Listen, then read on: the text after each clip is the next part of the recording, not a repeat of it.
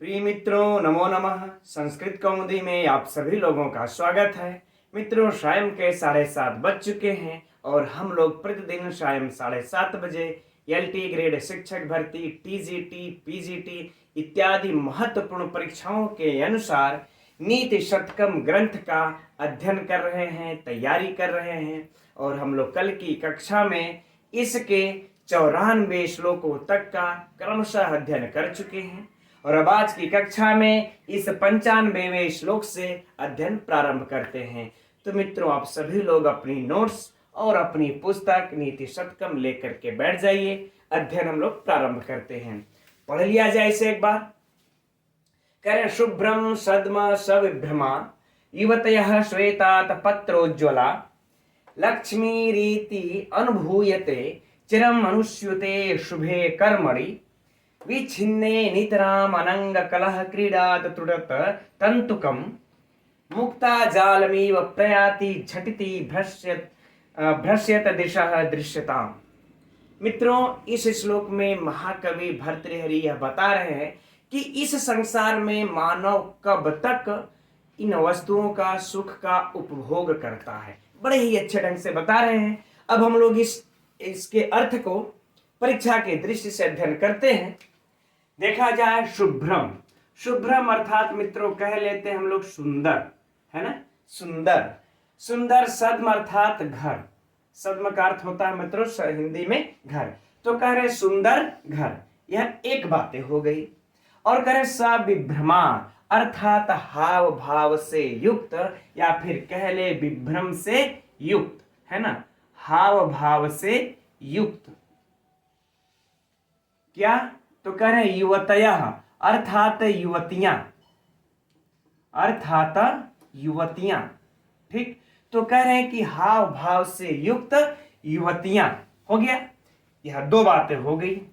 फिर आगे करें श्वेत, श्वेत आत पत्र उज्ज्वला। विच्छेद कर करके पढ़ लेते हैं। तो श्वेत अर्थात मित्रों हो जाएगा सफेद। तो हम लोग कह लेते हैं श्वेत अर्थात श्वेत ही, श्वेत। और उसके बाद मित्रों जो है ना कि आत पत्र यानी कि छत्र, आत पत्र अर्थात छत्र। ठीक, श्वेत छत्र के समान। और फिर कर उज्ज्वला अर्थात मित्रों उज्ज्वल, या फिर हम लोग कह लें कि चमचमाती हुई। तो ठीक है, हम लोग कोई बात नहीं, उज्ज्वल ही लिख लेते हैं। करें श्वेत छत्र के समान उज्ज्वल, क्या? लक्ष्मी।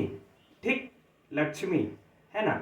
अर्थात मित्रों श्वेत छत्र अर्थात ये राज चिन्ह होता है। यह राजा लोग इसको धारण करके चलते हैं, राजा लोग इसको धारण करते हैं। तो श्वेत छत्र के समान उज्ज्वल राज लक्ष्मी, है ना। बल्कि यहाँ लक्ष्मी ने हम लोग राज लक्ष्मी कर ले, बेहतर रहेगा, राज लक्ष्मी। तो ये तीन बातें हो गई मित्रों। इन तीनों को इति अनुभूयते, अनुभूयते अर्थात अनुभूति करते हैं, उपभोग करते हैं। ठीक, तो हम लोग लिख लेते हैं मित्रों उपभोग करते हैं। ठीक, उपभोग करते हैं। तीन चीजें हो गई, पुनः देख लेते हैं। कह रहे सुंदर घर और हाव भाव से युक्त युवतियां और श्वेत छत्र के समान उज्ज्वल राजलक्ष्मी, इन तीनों का इति अनुभूयते उपभोग करते हैं। कौन करते हैं मित्रों? करे चिरम अनुष्युते शुभे कर्मणि अर्थात मित्रों शुभ कर्म, है ना, शुभ कर्म। तो करें ये शुभ कर्म अनुष्युते अर्थात मित्रों होगा इसका संलग्न, ये कह ले। लेकिन हम लोग जब इसका अन्वय करके अर्थ लगा लेंगे तो क्या कर देंगे? चलता है। ठीक, चलता है। और चिरम मतलब हो जाएगा मतलब वो तो दीर्घ समय तक, दीर्घ काल तक। लेकिन हम लोग सटीक इसका हिंदी में अर्थ निकालने के लिए अर्थ लगा लेंगे कि जब तक, यानी लंबे समय तक, या जब तक कह ले जितने समय तक, है ना, जितने समय तक, है ना, जितने समय तक चलता है। यानी कि शुभ कर्म जितने समय तक चलता है उतने ही समय तक इन तीनों का लोग उपभोग संसार में करते हैं। सिंपल सी बातें हो गई। फिर से देख लेते हैं। करें कि सुंदर घर, हाव भाव से युक्त युवतियां और श्वेत छत्र से उज्ज्वल राजलक्ष्मी, इन तीनों का लोग इस संसार में तभी तक उपयोग करते हैं जितने समय तक यह शुभ कर्म चलता रहता है। ठीक मित्रों, अब आगे बढ़ते हैं। करें विच्छिन्ने, यानी कि छिन्न हो जाने पर, या फिर कह ले मित्रों कि नष्ट हो जाने पर। नष्ट हो जाने पर तो किसके नष्ट हो जाने पर? इसी शुभ कर्म के नष्ट हो जाने पर। इसी शुभे कर्मण की बात कर रहे हैं कि इस शुभ कर्म के नष्ट हो जाने पर, जब यह शुभ कर्म नष्ट हो जाएगा मित्रों, तब क्या होता है अब देखते हैं। करें नितराम। नितराम अर्थात मित्रों सुतराम, संस्कृत में ही सुतराम। अगर हिंदी में ले लेंगे मित्रों तो हो जाएगा सदैव, हमेशा, है ना। तो हम लोग लिख लेते हैं, चलिए सदैव।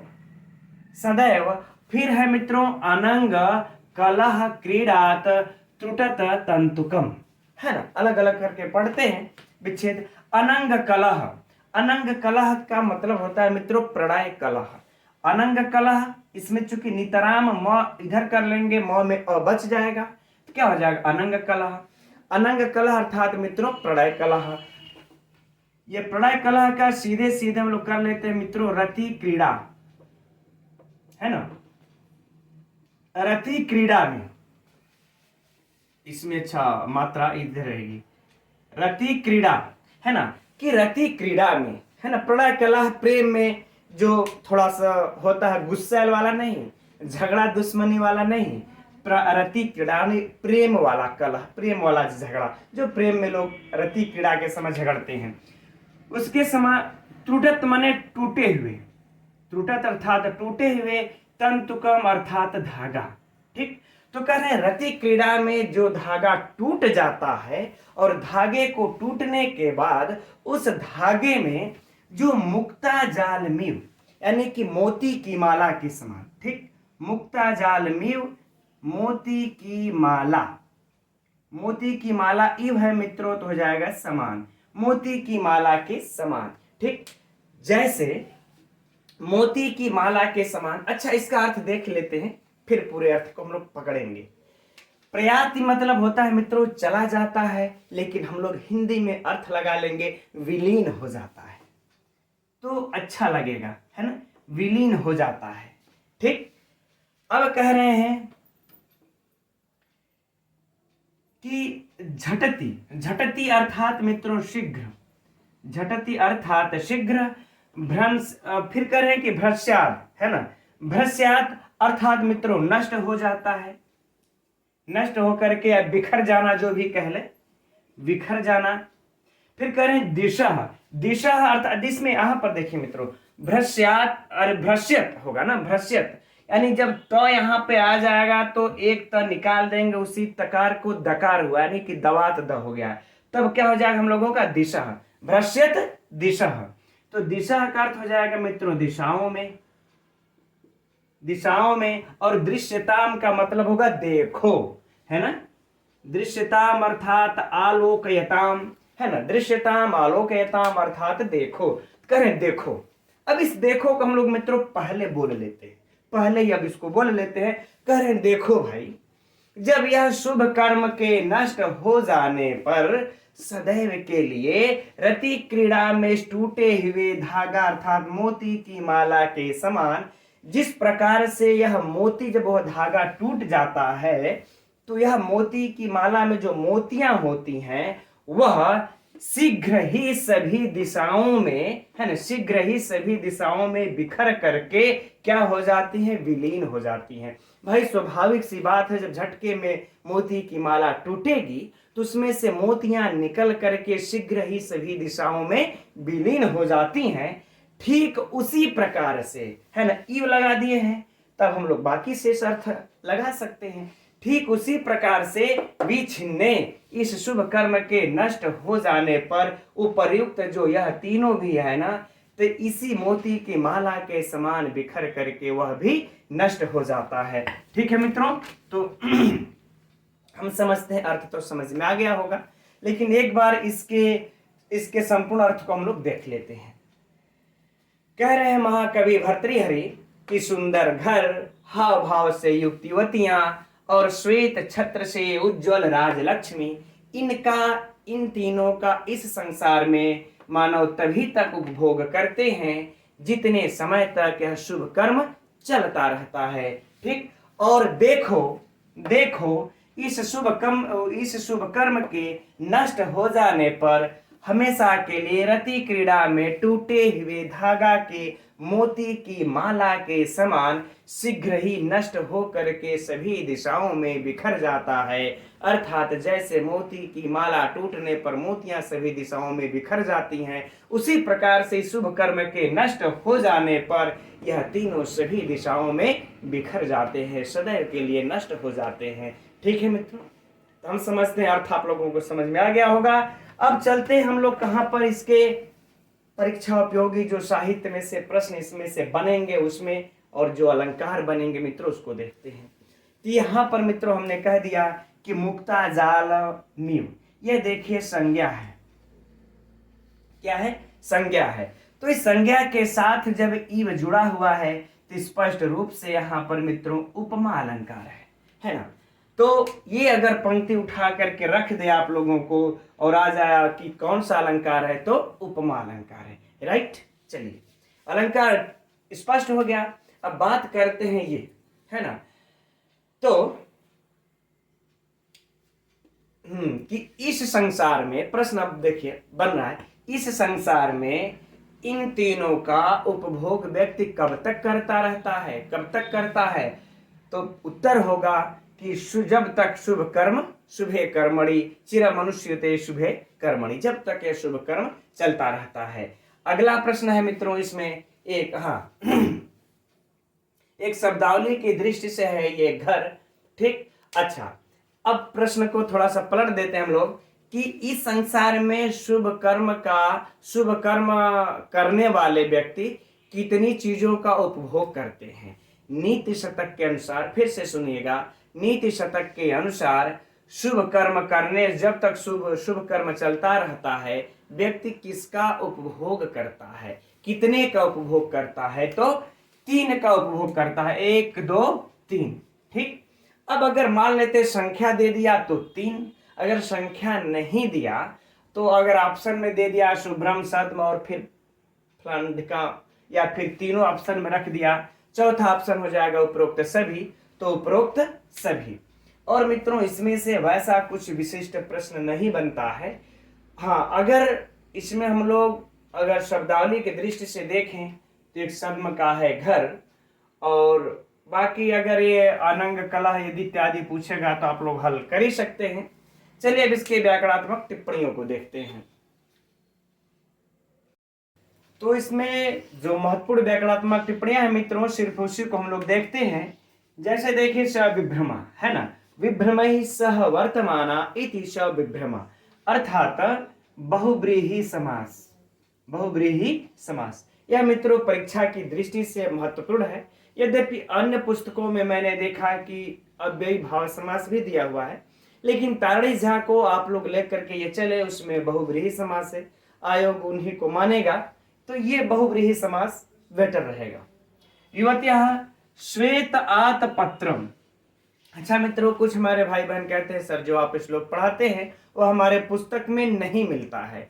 तो देखिए क्रम हो सकता है कि इधर उधर हो, लेकिन यह श्लोक आप लोगों के पुस्तक में कहीं न कहीं दिया ही होगा, और ढूंढिए उसको। अगर नहीं दिया होगा तो मित्रों मैं कहूंगा कि आप सभी लोग तारणी झा की पुस्तक ले ले, वह अच्छी रहेगी, चाहे वो टीजीटी हो, पीजीटी हो, एलटी हो। ठीक, चलिए अच्छा अब बढ़ते हैं आगे। श्वेतम आतपत्रम कर लेंगे, क्या हो जाएगा? श्वेतम आतपत्रम, यानी श्वेतम आतपत्रम, सफेद छत्र।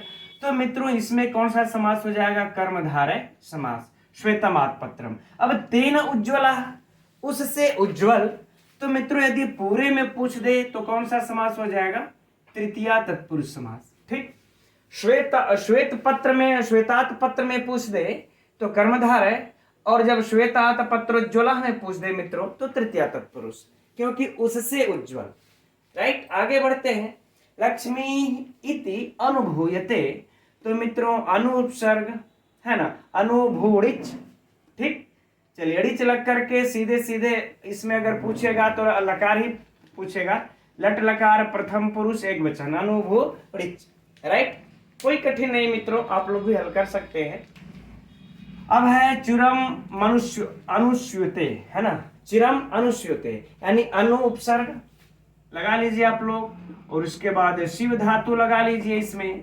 इसके बाद कत प्रत्यय लगा करके सप्तमी विभक्ति के एक वचन में जब कत प्रत्यय लगा देंगे मित्रों तो इसका रूप चल पड़ेगा। शुभादि की उत्पत्ति करेंगे तो सप्तमी विभक्ति के एक वचन में बन जाएगा नुष्योते। ठीक, और इधर शुभे कर्मणि भावे सप्तमी, यह भी मित्रों सप्तमी है, कोई समस्या नहीं शुभ कर्म के होने पर, है ना। चलिए, तो इधर विभक्ति पूछे तो हो गया। अब विच्छिन्ने, विच्छिद कत, विच्छिद कत, फिर सप्तमी लग गई, सुआदि की उत्पत्ति, विच्छिद कत, ये भी सरल है, नोट करना होगा तो नोट आप लोग कर सकते हैं। फिर इधर मित्रों इतना लंबा है कि इसमें से कुछ समास पूछेगा नहीं, इसको छोड़ देते हैं, जो महत्वपूर्ण है उसी को देखते हैं। अब है मुक्ता जाल में प्रयाति, प्रयाति मित्रों लट लकार, है ना, झटती भ्रश्यत, क्षत्रि प्रत्यय लगा हुआ है इसमें, है ना, भ्रश्यत, दिशा दृश्यता, लोट लकार। अब इसमें से यही सब पूछेगा मित्रों, और तो मुझे नहीं दृष्टिगत हो रहा है कि कोई व्याकरणात्मक टिप्पणी उसमें विशिष्ट महत्वपूर्ण है, और अगर आएगा भी तो आप लोगों से बचने वाला नहीं है। तो अब चलिए मित्रों, अब आगे बढ़ते हम लोग अगले श्लोक की तरफ। तो यह रहा मित्रों अगला श्लोक संख्या 96, देखते हैं हम लोग इसे भी। गुणवद अगुणवद्वा कुर्वता कर्म जातम परिणति ही अवधार्या यत्नतः पंडितेन अतिरभसकृतानां कर्मणामाभिपत्तेः भवति हृदय दाहि शल्य तुल्यो विपाकः। मित्रों इस श्लोक में महाकवि भर्तृहरि कह रहे हैं कि बिना सोचे विचारे शीघ्रता पूर्वक कार्य करते हैं तो उसका परिणाम कैसा होता है। तो देखते हैं हम लोग इस श्लोक में कि उसका परिणाम कैसा होता है, अध्ययन करते हैं मित्रों। गुणवद, अब इस द में से अ निकाल देंगे तो हो जाएगा अगुणवत। तो गुणवत मतलब हो गया क्या, अच्छा, और अगुणवत अर्थात बुरा, करें अच्छा या बुरा। कुर्वताम मतलब इसका थोड़ा सा अन्वय बनाना पड़ेगा, तो पहले हम लोग इसके शब्दों के अर्थ को पकड़ लेते हैं, देख लेते हैं, फिर अन्वय से इसका अर्थ निकाल लेंगे। ठीक, कुर्वताम अर्थात करना चाहिए, करना चाहिए। कर्मजातम अर्थात कार्य समूह, कार्य के समूह से उत्पन्न, कार्य के समूह से उत्पन्न जो, अब क्या, परिणति मतलब परिणाम होते हैं, परिणति अर्थात परिणाम कह ले या फल कह ले। अवधार्या अर्थात विचार कर, विचार कर। ठीक, यत्नतः मतलब मित्रों प्रयत्न पूर्वक, है ना, प्रयत्न से, ऐसा ना कि जब विचार कर रहे हैं तो भी ऐसे बस सोच लिया हाँ इसको करना चाहिए नहीं करना, नहीं, उसको अच्छे प्रकार से प्रयत्न पूर्वक भली भांति विचार कर। यत्नतः का अगर हम लोग अर्थ निकालें तो भली भांति कर सकते हैं, भली भांति विचार करके। पंडितेन अर्थात पंडित लोग, है ना, अर्थात मित्रों विद्वान लोग, आप सभी लोग विद्वान जन हैं तो पंडित लोग। अब मित्रों इसका अर्थ देखिए कैसे निकाल लेते हैं। अच्छा या बुरा, वाह है तो यहां पर या कर लेंगे, है ना, गुणवत्त वाह, तो अच्छा या बुरा कार्य के समूह से उत्पन्न परिणाम को प्रयत्न पूर्वक विचार करके ही पंडित लोगों को करना चाहिए। अर्थात जो पंडित जन हैं, विद्वान जन हैं, उन लोगों को किसी भी, चाहे वह कार्य अच्छा हो चाहे कार्य बुरा हो, उसके उस कार्य के समूह को से उत्पन्न जो परिणाम होते हैं उस पर अच्छी प्रकार भली भांति विचार करके ही उस कार्य को करना चाहिए। हो गया मित्रों अर्थ, सरल है, समझ में आ गया। अब करें अतिरसभ कृतानाम, है ना, अतिरभस कृतानाम अर्थात मित्रों कि अत्यंत शीघ्रता में किए, अत्यंत शीघ्रता में किए गए, अत्यंत शीघ्रता में किए गए, में किए गए, करें अत्यंत शीघ्रता में किए गए कर्मणामः, इसमें मित्रों म लगा देंगे, आ को हटा देंगे। आ विपत्ते, यहां पर जो है ना विपत्ते, इसके पहले हम लोग आ जोड़ देंगे, आ विपत्ते। तो कर्मणामः मतलब मित्रों कार्य या कर्म कह ले, और आ विपत्ते यानी कि विपत्ति तक, हम लोगों ने कारक विभक्ति में आप लोगों ने भी पढ़ा होगा, आ मुक्ते संसार, मुक्ति तक संसार है ना। तो वही है आ विपत्ते, यानी कि विपत्ति आने तक अर्थात मृत्यु आने तक, मरण पर्यंत। तो हम लोग कह ले मित्रों सीधे सीधे मरण पर्यंत, मरण पर्यंत कर लेंगे, बेहतर अच्छा लगेगा, है ना। तो अत्यंत शीघ्रता से किए गए कार्य मरण पर्यंत क्या भवति अर्थात होता है। हृदय दाही अर्थात हृदय में कष्ट, है ना, हृदय को दाही, दाह करने वाला, जलाने वाला, कष्ट देने वाला, ठीक। तो हृदय को कष्ट देने वाला, हृदय को कष्ट देने वाला, शल्य तुल्यो यानी कि कांटा के समान या तीर के समान कह ले, बल्कि बढ़िया रहेगा, तीर के समान। विपाक अर्थात मित्रों परिणाम, है ना, क्या हो जाएगा, परिणाम। तो कह रहे हैं जो अत्यंत शीघ्रता में किए गए कार्य होते हैं इसका परिणाम, यहां पर चले आएंगे। तो अत्यंत शीघ्रता में किए गए कार्य के परिणाम मरण पर्यंत, मरण पर्यंत तीर के समान हृदय में कष्ट देने वाला होता है। जैसे हृदय में तीर लगा हो और उसके बाद थोड़ा सा भी हिलता हुलता बड़ी कष्ट देता, अनुभव नहीं मुझे, है ना, हम समझते हैं ईश्वर करे किसी को ना ऐसा अनुभव हो, लेकिन बड़ा ही कष्टदायक होता है हृदय में जो तीर लगता है, ठीक है। तो वो तीर जितना कष्ट देता रहता है, उसी तीर के कष्ट के समान हृदय को कष्ट देता रहता है अत्यंत शीघ्रता में किए गए कार्य का परिणाम। वो भी कब तक, तो मरण पर्यंत तक, है ना मित्रों। तो एक बार संपूर्ण अर्थ को पुनः देख लेते हैं।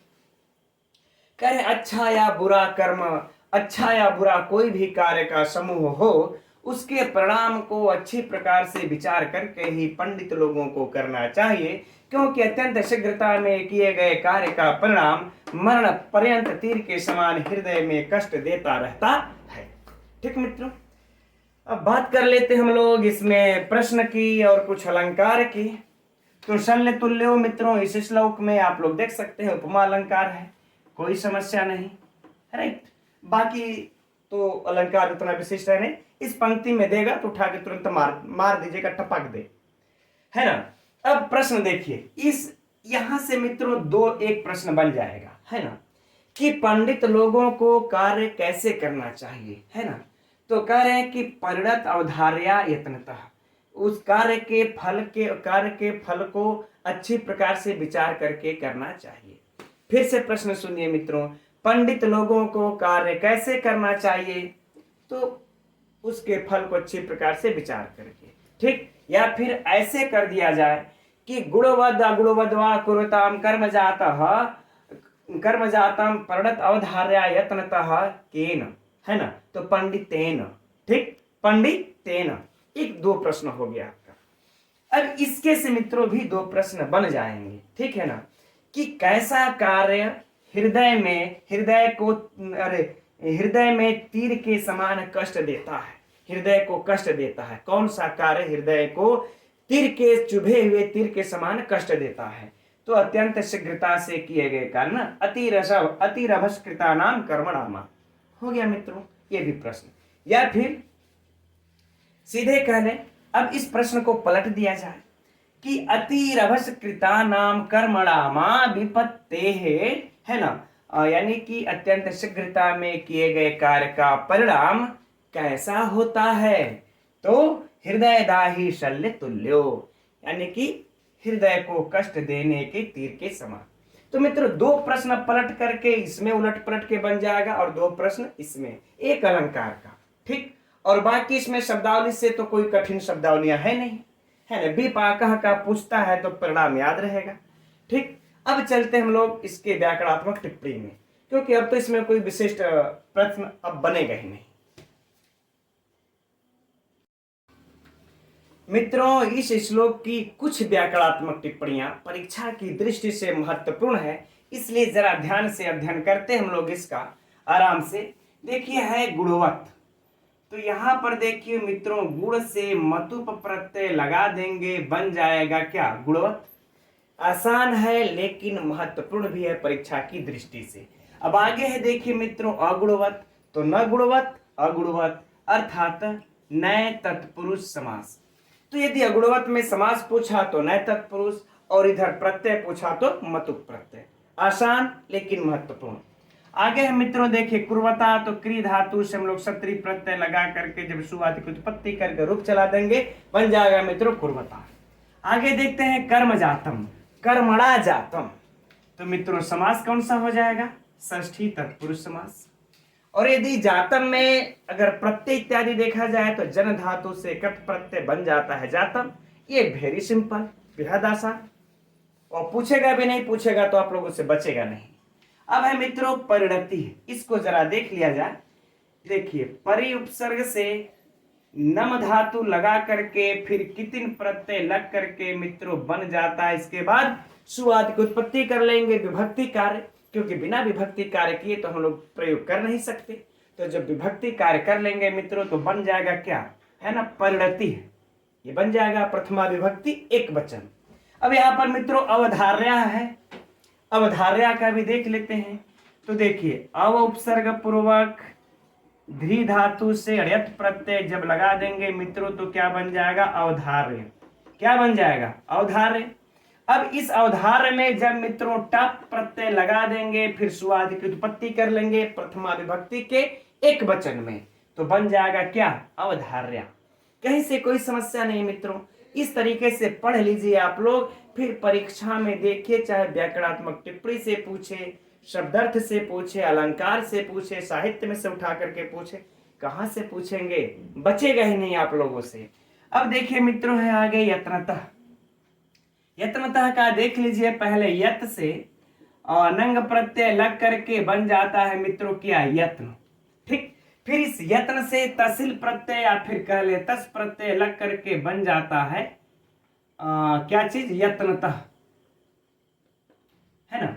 तो अब यदि मित्रों यत्नतः में पूछे प्रत्यय कौन सा है तो तस्ली या तस प्रत्यय भी कह सकते हैं उसको, है ना। अब इसके बाद यदि यत्न में पूछ दे तो कह दीजिए नंग प्रत्यय, राइट। पंडितेन, पंडितेन में विभक्ति आप लोग देख ही रहे हैं कि तृतीय विभक्ति। अब पंडाधन इतच मित्रों कई बार चर्चा हो चुकी है, पंडाधन इतच प्रत्यय लग करके बन जाता है पंडितः। परीक्षा में पूछ भी चुका है, यह महत्वपूर्ण भी है, इसे नोट भी कर लीजिएगा। पंडाधन इतच पंडितः, तृतीय विभक्ति सुवादि लगा दिए बन गया पंडितः, है ना। चूंकि पिछले कई बार श्लोकों में चर्चा हो चुकी है, यह शब्द आ चुका है। अब आगे देखते हैं मित्रों अतिरसभ कृतानाम, अतिरसभेन कृतानाम तृतीय तत्पुरुष, लेकिन पूछेगा नहीं, छोड़ देते हैं इसको, है ना। कर्मणामा आविपत्ते, मित्रों ये वाला महत्वपूर्ण है आप लोगों के लिए परीक्षा के लिए, क्योंकि कर्मणामा यहाँ पर हम लोगों ने भी चर्चा किया कि यहाँ पर आ है, आविपत्ते, है ना मित्रों। एक सूत्र है आंग मर्यादा, आंग मर्यादा अभिविध्यो, यह सूत्र है सिद्धांत कौमुदी के अनुसार, लघु सिद्धांत कौमुदी में नहीं मिलता है। उसके अनुसार विकल्प से अव्ययी भाव समास हो जाता है। अंग मर्यादा वचन में विकल्प से अव्ययी भाव समास हो जाता है। आप लोग देखे होंगे मित्रों, कारक प्रकरण का अध्ययन किए होंगे, दो ठो मिलता हम लोगों को। एक तो मिलता है आमुक्ति, है ना, आमुक्ति संसारः, आमुक्ति संसारः, है ना। और एक यह भी मिलता है वहां पर आमुक्ते, आ को अलग रहेगा और फिर मुक्ते, है ना, आमुक्ते भी मिलता, आमुक्ते संसार भी मिलता, संसार लिख लेंगे। यानी कि यह दोनों रूप बनते हैं मित्रों। तो यही वाला सूत्र है आंग मर्यादा भी विध्यो, विध्यो सूत्र से एक बार विकल्प से समास होता है, एक बार समास नहीं होता है। तो यहाँ पर मित्रों समास नहीं होने के रूप में, जैसे कि यहाँ पर समास नहीं हुआ है आमुक्ते, तो आविपत्ते, यहाँ पर भी समास नहीं हुआ, आविपत्ते है ना, विसर्ग लगाएंगे तभी तो ये र यहाँ पर खत्म हो जाएगा, तब हो जाएगा भवती, है ना। तो यहाँ पर समास यह नहीं हुआ। तो परीक्षा में यदि पूछ देगा कि किस सूत्र से यहाँ पर वैकल्पिक समास हुआ, समास नहीं हुआ है, तो मित्रों आंग मर्यादा अभिविध्यो सूत्र आप लोग लिख लीजिए, इस सूत्र से यहाँ पर समास नहीं हुआ है। अगर होता तो कौन सा होता मित्रों? तब हो जाता अव्ययी भाव समास, है ना। चलिए वो बात की बात है। अब इधर देख लिया जाए, भवती कहना ही नहीं है, हृदय दाही, हृदय दाही, अर्थात हृदय को जलाने वाला। तो मित्रों ये कह लें बहुव्रीहि समास है, बहुव्रीहि समास है। ठीक, अब है शल्य तुल्य। तो मित्रों यहाँ पर दो समास हम लोगों को मिल सकते हैं, एक शल्येन तुल्य, एक शल्य से तुल्य। अर्थात तृतीया तत्पुरुष भी हो सकता है और षष्ठी तत्पुरुष भी हो सकता है। जैसा विकल्प देखिएगा वैसा कार्य कीजिएगा अगर परीक्षा में पूछ दिया तो। ठीक, अब मित्रों है देखिए विपाकः, है ना। तो विपाकः का तो हम समझते हैं कि विपचघ आप लोगों के लिए बेहद आसान होगा। विधन पच धन घय प्रत्यय लग करके बन जाता है मित्रों विपाकः, लेकिन है महत्वपूर्ण परीक्षा की दृष्टि से। उत्तरामचरितम में भी यह वर्ण आया हुआ, यह शब्द। ठीक है ना मित्रों। तो यह देखिए हो गया इसकी व्याकरणात्मक टिप्पणियां। असंभवतः तो कुछ तो अब बचा नहीं जो कि परीक्षा में इसमें से पूछे और हम लोग नहीं इसको देखें। ठीक, इसमें एक विशेष विशेषण है जो अभी हमको ध्यान में आ रहा है कि जो कर्म जातम है मित्रों, ये गुणवद अगुणवद का विशेषण है ना, इसका विशेषण है ये। तो विशेष विशेषण है, वैसे पूछेगा नहीं लेकिन एक बार दृष्टि में रख लेते हैं। अब बात कर लेते हैं मित्रों इसमें छंद की, क्योंकि अब साहित्य देख लिए हम लोग, व्याकरण देख लिए, प्रश्न को देख लिए, अब क्या बच गया इसमें, बस अलंकार भी देख लिए, बच गया एक छंद। तो इसमें छंद कौन सा है मित्रों, मालिनी छंद है ना, मालिनी छंद है। बस अब जरा बताइए इस श्लोक से अगर एक भी प्रश्न अगर पूछा तो क्या आप लोगों की दृष्टि से बच पाएगा ये? हमारे दृष्टि से तो अब आप लोगों से कोई भी प्रश्न नहीं बचेगा। चलिए अब अगले श्लोक की तरफ बढ़ते हैं। तो यह रहा अगला श्लोक मित्रों 97, और यह श्लोक परीक्षा की दृष्टि से अत्यंत महत्वपूर्ण है। तो इसका अध्ययन थोड़ा हम लोग ध्यान से करते हैं। इसमें कुछ लंबे लंबे पद भी दिए हुए हैं, तो हम लोग थोड़ा विच्छेद कर करके इसको आराम से पढ़ लेते हैं। पहले स्थाल्याम वैदूर्य मय्याम पचति तिल खलिम चांदन ही इंधनौघहि संवर्णहि लांगुलाग्रहि विलिखति वसुधाम अर्कतूलस्य हेतुः छित्त्वा कर्पूर खंडान वृत्तिमिः कुरुते को द्रवाणाम समन्तात प्राप्य इमाम कर्म भूमिम न चरति मनुजो यस्तपो मंद भाग्य, या फिर यह तपः मंद भाग्य। मित्रों इस श्लोक में महाकवि भर्तृहरि यह बता रहे हैं कि इस कर्म भूमि में जो मनुष्य जन्म लेकर के तप नहीं करता है वह बड़ा ही अभागा होता है, वो बड़ा ही उसकी मूर्खता है, उसकी मूर्खता है। और इस बात को यह इस श्लोक में बड़े अच्छे ढंग से लिखे हैं। परीक्षा की दृष्टि से हम लोग इसके अर्थ को समझते हैं मित्रों, लेकिन इसके अर्थ को समझने के लिए हम लोग यदि इस निचली पंक्ति से इसके अर्थ को पढ़ना हिंदी में प्रारंभ करें तो बेहतर ढंग से समझ में आएगा। तो चलिए यहां से प्रारंभ करते हैं हम लोग। करें प्राप्य इमाम, प्राप्य मतलब प्राप्त हो करके, अर्थात मित्रों कह लें कि जन्म ले करके, है ना। इमाम अब है देखिए यहाँ पर प्राप्य इमाम कर देंगे, अलग हो गया। तो कह रहे इस, कौन इस, तो कह रहे कर्म भूमि, है ना। तो कह रहे इस कर्म भूमि में, इस कर्म भूमि में जन्म ले करके न अर्थात नहीं, और चरति अर्थात मित्रों करोति अर्थात करता है, करे नहीं करता है। कौन जन्म ले करके नहीं करता है, तो करे मनुजः मतलब मनुष्य, मनुज अर्थात मनुष्य, और यह माने जो, जो मनुष्य, और तपह मतलब हो जाएगा मित्रों तप, फिर मंद भाग्य का अर्थ हो जाएगा मित्रों अभागा, है ना। तो यह अभागा मित्रों इस मनुष्य का विशेषण है। मनुष्य का कैसा मनुष्य, करे जो अभागा मनुष्य हो गया। तो जो अभागा मनुष्य, मनुष्य कैसा होगा, वो अभागा होगा। तो जो अभागा मनुष्य इस कर्म भूमि पर जन्म लेकर के तप नहीं करता है ना। जो अभागा इस कर्म भूमि पर जन्म लेकर के तप नहीं करता है वह मनुष्य क्या करता है, क्या क्या करता है मूर्खता वाला कार्य, इन 3 पंक्तियों में मित्रों वर्णित है। अब देखते हैं तो वह मनुष्य क्या कर रहा है, कह रहे स्थाल्याम अर्थात मित्रों बटलोई, है ना, बटलोई में। और कैसी बटलोई में, देखियो बटलोई भी है तो कैसी है, तो वैदुर्य मैयाम अर्थात मित्रों कह ले मरकत मणि, वैदुर्य मणि अर्थात मित्रों मरकत मणि बड़ा ही कीमती बेशकीमती मणि होती है।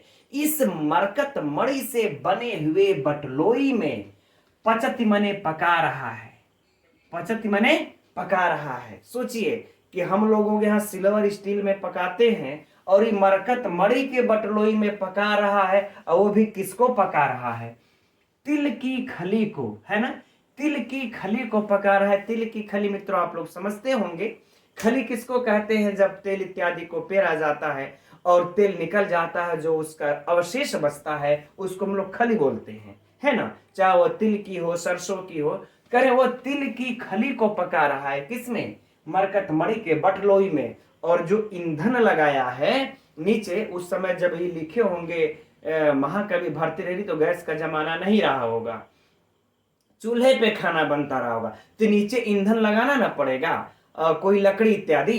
तो कह रहे हैं वो जो लकड़ी लगाया है चांदन ही ईंधन औघई, यानी कि चंदन की लकड़ी के ईंधन से, किसकी, तो कह रहे हैं कि चंदन के ईंधन से, है ना, चंदन के ईंधन से। तो मित्रों यह भी ईंधन औघई का विशेषण है चंदन, है ना, वह लकड़ी जो ईंधन है कैसा है, चंदन का है।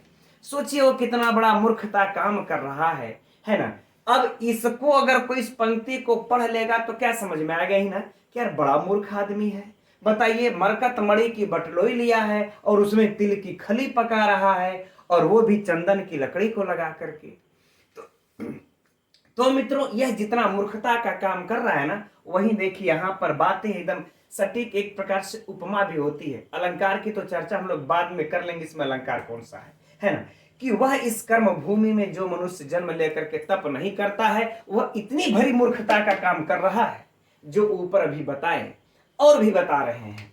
कह रहे कि संवर्ण ही अर्थात मित्रों सोने के, लांगूल, लांगूल का मतलब होता है मित्रों हल, और यह बड़ा ही महत्वपूर्ण शब्दावली है, परीक्षा में पूछा जा चुका है।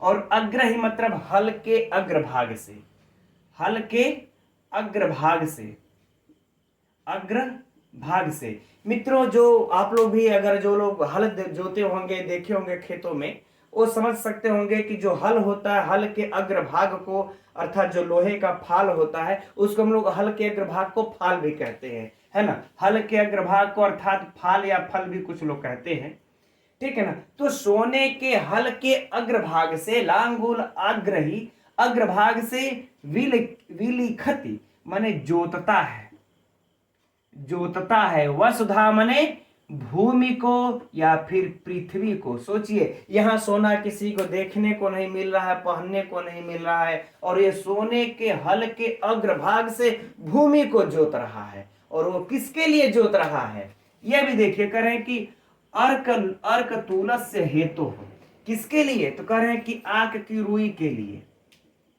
आंख की रुई के लिए। यो नहीं कि बहुत बड़ा का हींग जीरा उत्पन्न कर रहा हो, हींग जीरा जैसा कीमती चीजों को पैदा करने के लिए वह जोत रहा हो, नहीं, आंख की रुई इतनी सस्ती चीज को पैदा करने के लिए, इतनी महंगी चीज से वह भूमि को जोत रहा है। हुआ ना मित्रों मूर्खतापूर्ण काम, तो यह मूर्खता कर रहा है। आगे कह रहे हैं तीसरी पंक्ति में अब कि छित्वा, छित्वा माने मित्रों काट कर, छित्वा अर्थात काट करके, किसको काट करके कर रहे हैं, कर्पूर खंडान, यानी कि कपूर की लकड़ी को, है ना, कर्पूर की लकड़ी को या कर्पूर की लकड़ी के टुकड़े करके, खंडान अर्थात टुकड़ा करके, भाई काट काट के, तो टुकड़ा करके, कर्पूर की लकड़ी का टुकड़ा करके, वृत्तिम इह, वृत्तिम मतलब मित्र होता है बाड़ या घेरा, है ना, तो हम लोग घेरा कर लेते हैं, ये सटीक होगा सबको समझने के लिए। जानवरों से लोग जब फसल को पैदा करते हैं, जहां पर जंगली जानवर लगते हैं, तो उसको फसल को अपने चारों तरफ से खेत को घेरा लगा देते हैं लकड़ियों को काट काट करके, है ना। तो वह क्या कर रहा है कि कपूर जैसी बेशकीमती लकड़ी को काट करके घेरा लगा रहा है ना। और किसके लिए घेरा लगा रहा है, घेरा पूर्ति मैंने कर रहा है, कोद्रवाणाम समन्तात।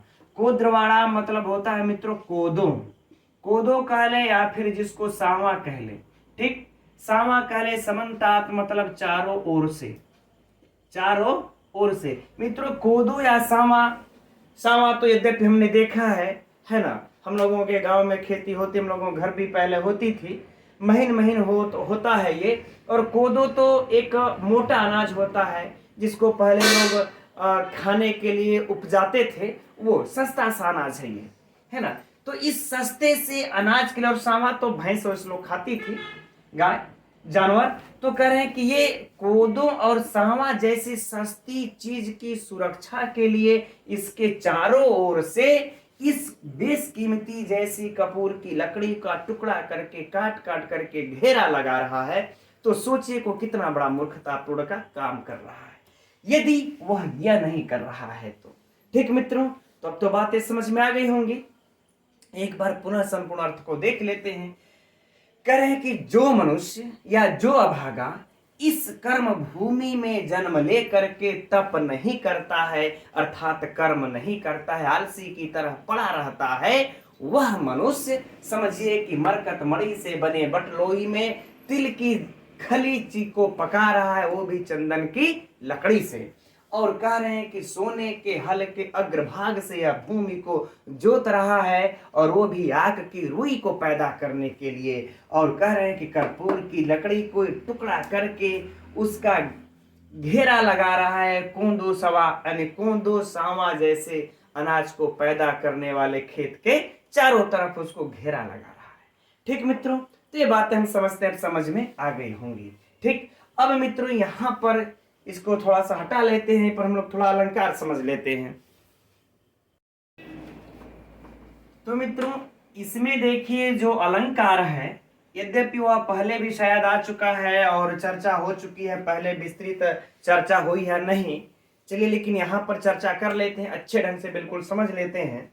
करे देखिए निदर्शना अलंकार, इसमें देखिए है निदर्शना अलंकार, निदर्शना अलंकार। अब लेकिन इसमें निदर्शना है, लेकिन कौन सी निदर्शना है, यह भी कई प्रकार की होती है। तो मित्रों यह माला निदर्शना है, यह एकदम नोट कर लीजिएगा, और यह शुद्ध रूप से एकदम माला निदर्शना है। आप लोगों को ऐसा निदर्शना अलंकार या माला निदर्शना अलंकार का उदाहरण देखने को नहीं मिलेगा। ठीक, तो यही समझते हैं बेहतर ढंग से, है ना मित्रों। तो पहले समझते निदर्शना अलंकार, देखिए कहते किसको है, फिर माला तो समझ ही लेंगे, है ना। तो कह रहे हैं मित्रों जहां वस्तु का, एकदम सिंपल से शब्दों में हम लिख दे रहे हैं कि जहां वस्तु का संभव या फिर असंभव, संभव या असंभव, संभव या असंभव, ठीक, संबंध, संबंध उपमा का परिकल्पक, उपमा का परिकल्पक, बस मित्रों इतना ही है। परिकल्पक होता है, ठीक है ना, परिकल्पक होता है, वहां निदर्शना अलंकार होता है। मित्रों सिर्फ इतना छोटा सा इसका परिभाषा है, लेकिन अर्थ थोड़े से समझने पड़ेंगे इसके, कि जहां वस्तु का संभव या असंभव संबंध उपमा का परिकल्पक होता है, वहां निदर्शना अलंकार होता है ना। अब यह मित्रों इसमें थोड़ा सा प्रकृत या अप्रकृत भी हम लोग जोड़ सकते हैं, विस्तृत में जाएंगे तब, ये शॉर्ट परिभाषा है एकदम। ठीक, अब देखिए, लेकिन इतने से मित्रों आप लोगों को समझ में आया नहीं होगा, तब इस तरह से समझिए कि इस अलंकार में वाक्यार्थ एक प्रकार से असंभव प्रतीत होता है। एकदम सरल शब्दों में समझिए, अब मेरे शब्दों में, इस अलंकार में देखिए वाक्यार्थ जो होता है एकदम असंभव सा प्रतीत होता है, लेकिन इस असंभव से वाक्य को हम लोग क्या करते हैं, एक किसी उपमा द्वारा इसकी कल्पना प्रस्तुत की जाती है, एक उपमा द्वारा इसकी कल्पना की पूर्ति की जाती है। बात को समझिएगा, देखिए यह ऊपर वाली जो वाक्य हम लोगों ने बोला कि मरकत मणि के बटलोई से पका हुआ, मतलब तिल की खली को पका रहा है चंदन की लकड़ी से। बताइए ये वाक्यार्थ क्या संभव है? जरा आप लोग सोचिए, संभव है? नहीं, है ना, यह असंभव है ना। लेकिन इस असंभव वाक्यार्थ की पूर्ति हम किसके द्वारा कर रहे हैं?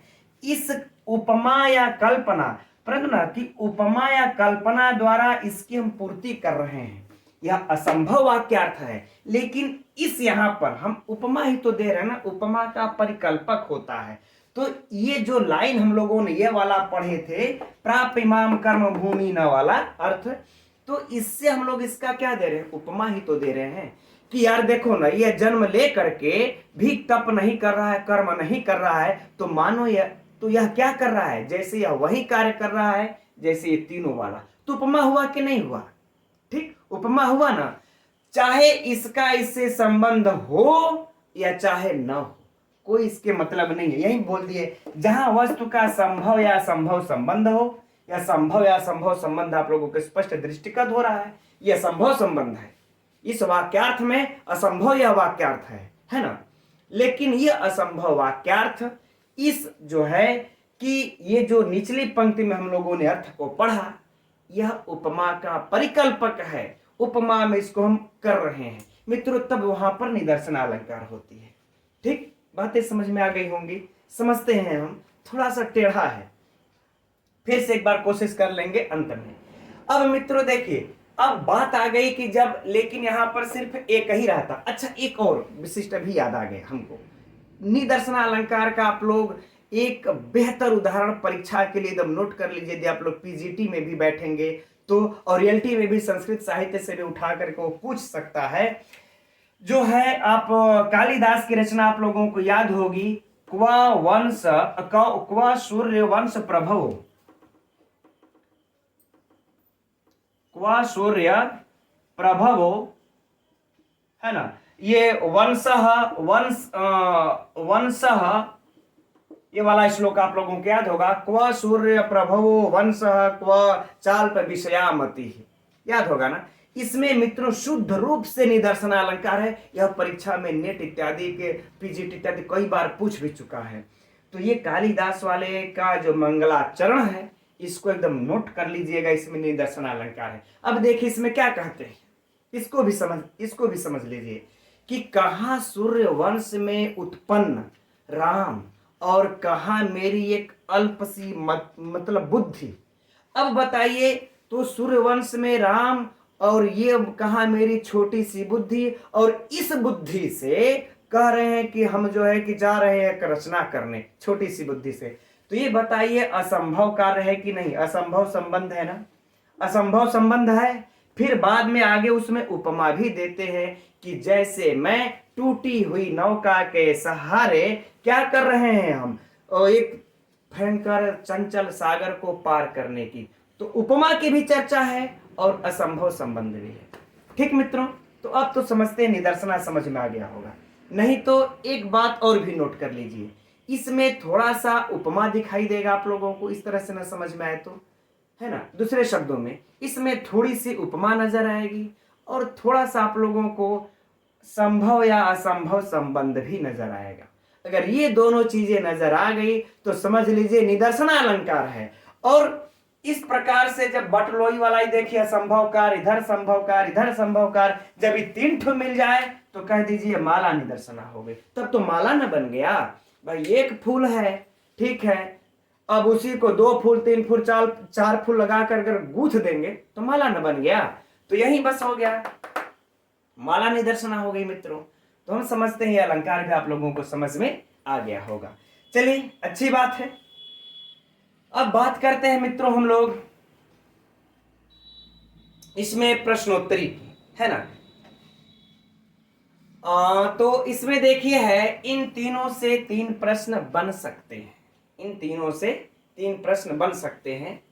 पहला प्रश्न तो यह हो जाएगा कि मरकत मणि में तिल की खली को किससे पकाता है? तिल की खली को किससे पकाता है? तो ईंधन से, चंदन के ईंधन से, या चंदन के ईंधन से क्या पका रहा है? तो तिल की खली को पका रहा है। तिल की खली को किस में पका रहा है? तो मरकत मणि की बटलोई में पका रहा है। मरकत मणि की बटलोई में क्या पका रहा है? तो वह तिल को पका रहा है। बस अध्ययन कर लीजिए, पूछने दीजिए प्रश्न को। ठीक, आगे है, वह हल भूमि को किससे जोत रहा है? तो सोने के हल के अग्र भाग से जोत रहा है। सोने के अग्र के फाल से जोतने के लिए, किस भूमि को जोत रहा है? किसको उगाने के लिए? तो आग की रुई को उगाने के लिए। और फिर प्रश्न को पलट दिया जाए कि आग की रुई को उगाने के लिए किससे हल को जोतता है? सोने के फल से, चांदी के फाल से, या फिर लोहे के फाल से, या तांबे के फाल से, है ना, या तांबे के हल से, फाल कह ले या हल कह ले, तो सोने के हल से, है ना मित्रों। यह इस तरह से प्रश्न बन जाएगा। और इसमें भी हो जाएगा कि कपूर की लकड़ी का घेरा किस अनाज की रक्षा करने के लिए या किस खेती की रक्षा करने के लिए लगा रहा है? तो कोदो या सावा। कोदो या सावा की रक्षा के लिए किस लकड़ी का बेड़ा लगा रहा है? तो कपूर की लकड़ी का। मित्रों, अध्ययन कर लीजिए। इस प्रकार से कोई बाहर से प्रश्न आप लोगों से बचेगा ही नहीं परीक्षा में सही करने से। ठीक, तो मित्रों अब तो हम समझते हैं कि इसमें आप लोगों का प्रश्न सारा पूरा हो गया। अब चलते इसके व्याकरणात्मक टिप्पणी की तरफ। इसकी व्याकरणात्मक टिप्पणियां मित्रों कोई विशिष्ट कठिन नहीं है, और ना ही उतना हमारे दिमाग में एक दो कुछ महत्वपूर्ण है। चलिए देख लेते हैं उसको। जैसे देखे, स्थाल्याम सप्तमी विभक्ति, वैदुर्यमय्याम में भी सप्तमी विभक्ति। लेकिन मित्रों इसका अगर व्युत्पत्ति देख लिया जाए तो वैदुर्य धनमयट और धन गीप प्रत्यय लगा है मित्रों, तब बन जाता है वैदुर्यमयी, है ना, वैदुर्यमयी तब बनता है। ठीक, अब वैदुर्यमयी बन जाने के बाद इसका रूप चला देंगे हम लोग। भाई विभक्ति कार्य तो करना ही न पड़ेगा, तब सप्तमी विभक्ति में बन जाएगा यह, सप्तमी विभक्ति में वैदुर्यमय्या, है ना। चलिए पचती तो कहना ही नहीं आप लोगों को। तिलखलीम चांदन ही ईंधनौघई, है ना, चांदन ही ईंधनौघई यानी कि चंदन का ईंधन, है ना। तो मित्रों कौन सा समास हो जाएगा? षष्ठी तत्पुरुष समास कर लेंगे यहां पर। आगे है देखिए, संवर्ण ही सुवर्ण धन अड़ प्रत्यय। सिंपल सा है, ये भी कोई समस्या नहीं है, परीक्षा में उससे पूछेगा भी नहीं। संवर्ण ही लांगुलाग्रही यानी कि हल का अग्रभाग, तो लांगुला मतलब हल का अगला भाग, तो षष्ठी तत्पुरुष समास यहां भी हो जाएगा। विलिखति, वही लट लकार देख रहे हैं, वसधाम अर्कतूल से हेतु छित्वा प्रत्यय। अब क्या इसमें तो आप सभी लोग जान रहे होंगे, कत्वा। कर्पूर खंडान वृति, हाँ वृधन की 3 प्रत्यय है मित्रों इसमें। ठीक, ये भी पूछेगा नहीं, छोड़ देते इसको भी, कोई दिक्कत नहीं है। कुरुते जानते हैं कोद्रवाणाम समन्तात, कर्म यहां पर देख ही रहे हैं कि गुण संधि हुई है। कर्म भूमि न शरत, ये जो धातु आई है कुछ नहीं पूछना है।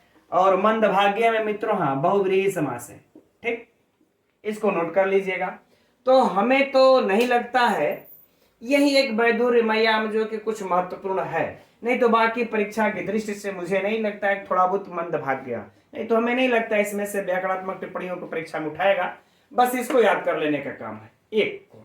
ठीक, अब मित्रों इसमें हम लोग थोड़ी सी चर्चा कर लिया जाए छंद की, क्योंकि सब तो हो ही गया, है ना। छंद को ही देख लेते हैं। तो छंद आप लोग हम समझ रहे हैं कि पकड़ लिए होंगे, कौन सा छंद है?